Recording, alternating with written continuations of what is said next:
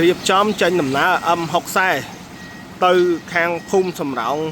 លែងឃុំសំរោងតងស្រុកសំរោងខេត្តកំពង់ស្ពឺថ្ងៃហ្នឹងថ្ងៃទី16 ខែ 5 2025រៀបចំគាត់ជាវទៅមួយឈុត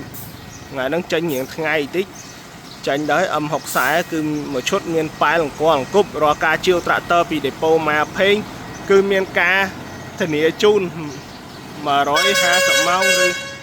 45ថ្ងៃលើម៉ាស៊ីនបោកលេខហើយកំប៉ុងមុខចេញថ្ងៃហ្នឹងថ្ងៃទី19 ខែ 5 2025ចេញទៅស្រុកសំរោងខេត្តកំពង់ស្ពឺ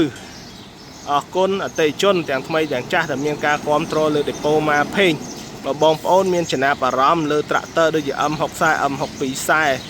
M70 85 95ខ្សែអាចតាក់ទងមកដេប៉ូម៉ាផេងបានដែលមានអាស័យដ្ឋាននៅភូមិ7មករាឃុំតាំងកសាំងស្រុកសតុកខេត្តកំពង់ធំមានលេខទូរស័ព្ទ070 858ដើម011 5ដើម215 088 9ដើម